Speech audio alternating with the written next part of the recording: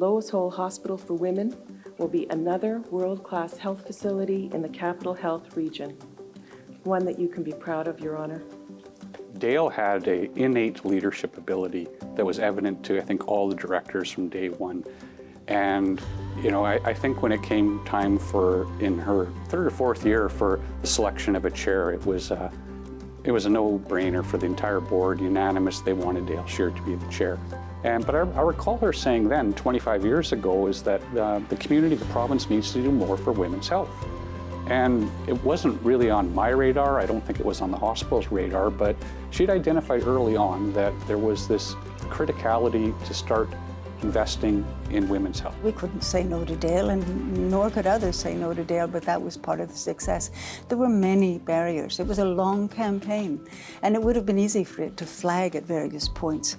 But Dale's unwavering strength and passion for what we were going to accomplish successfully, we had no doubt inevitably, really was what drove the campaign forward. She wanted to be involved from day one, particularly when it came to the development of the new North Treatment Centre, what became the Robbins Pavilion, and what the opportunity that entailed for the organization, both in terms of women's health and cardiology, and the learning centre. She was probably one of the best arm twisters that I've ever met. You know, she could get you on side. You know, as an individual, she was empathetic. She was a person that listened, and she was warm. And you know, she was a trust builder.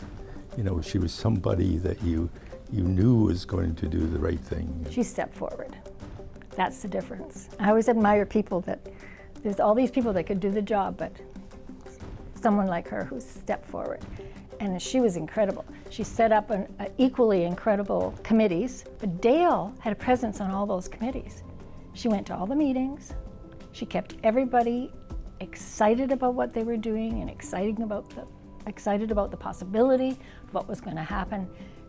She was sort of she just always was there in her lovely, soft-spoken, steadfast way. She'd always kept her eye on the ball, that it's a larger picture. And up to then, I think there would be fair to say there'd been a bias that women's health was primarily around the maternal side of things. Critical, important, but there was so much more to it. And so not only the women's health program turning into a women's hospital, but we really see the genesis of what became the Women's and Children's Health Research Institute here in Edmonton. It was a vision for excellence in clinical care, healthcare education, and in research. Patients that are coming to the Lois Hole Hospital for Women could have their normal clinic appointment, but also then have opportunity to participate in clinical trials that will guide their future care or the care of other women. While we began with the questions of why do we need a women's hospital or a focus on women's health, there became a place where the momentum was, of course we do. And now that such a strong and successful women's hospital is part of our system, we can't imagine the system without it. I know that Mom believed that it was going to be something very special, because you look at the people that, like Dale and all the other people involved, very conscientious people dedicated to the vision of what they believed the hospital should be and how to honor Mom. So I think she knew it was on the right track. I mean, sure, health was failing, but she knew that it wasn't something that was going to be anything but the best.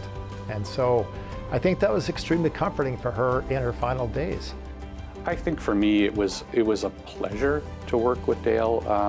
In my time, I think there was about a dozen different chairs I'd worked with, and they all were the right person at the right time, you know, great set of skills and governance or growth. But we needed Dale Sheard at the time of the creation of the Women's Hospital, and we got Dale Sheard, and that made the entire difference in the trajectory of health in the city.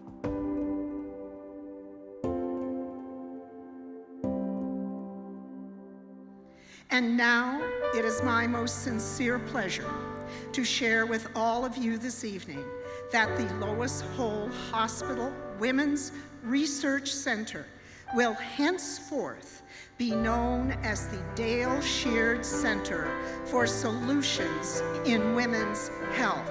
Solutions in Women's Health. In acknowledgement and appreciation of Dale Sheard's life-saving and life-changing contributions. Congratulations, Dale.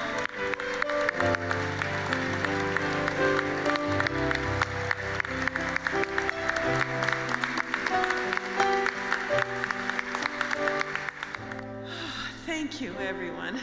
Thank you, Anne and Tracy, for your very kind words. These are amazing ladies, both of them, who've inspired so many women in so many ways. Thank you.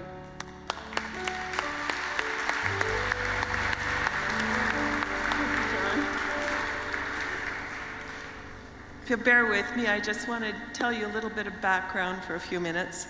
But first, I need to say thank you to the Royal Alexandra Hospital Foundation, the Women's and Children's Health Research Institute, Alberta Health Services, and the University of Alberta. I'm humbled by this incredible honor and gift. When I was 22 years old, I had a friend named Brenda, of the same age, who was diagnosed with ovarian cancer.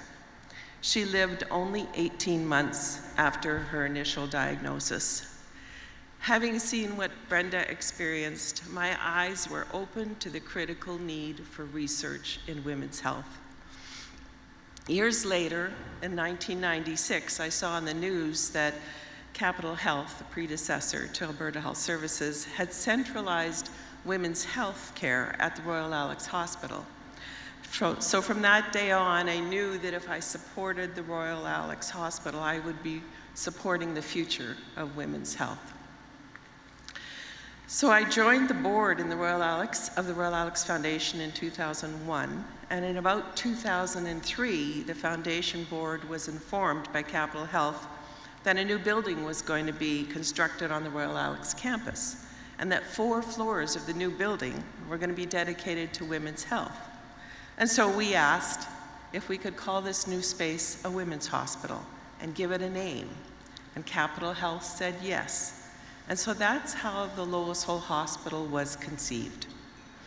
Soon after, my fellow board member, Grant Erickson, and then CEO Andrew Otway, and I met with the Lieutenant Governor, Lois Hole, and asked if we could name this new hospital after her.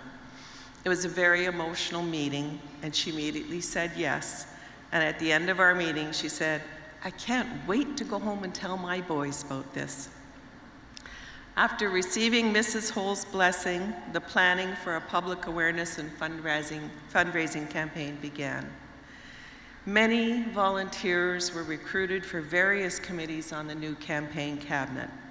The Public Awareness and Communications Committee, led by Maureen McCaw, was very fortunate to have, in addition to Maureen, other leaders in this field like Frank Calder, Linda Hughes, Dan Manning, and countless volunteer hours were given by them.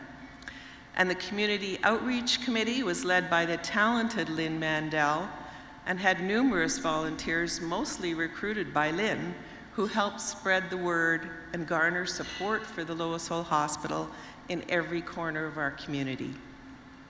And successful fundraising committees were led by Joe Thompson, Debbie Carlson, Grant Erickson, and the late Bunny Ferguson, each committee supported by a number of volunteers.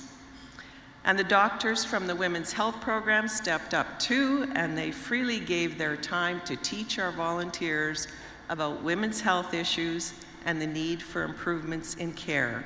Doctors like Helen Steed, Kathy Flood, Rhoda Cherry, Jane Scholes, and others helped us learn to tell the stories about women's health that needed to be heard.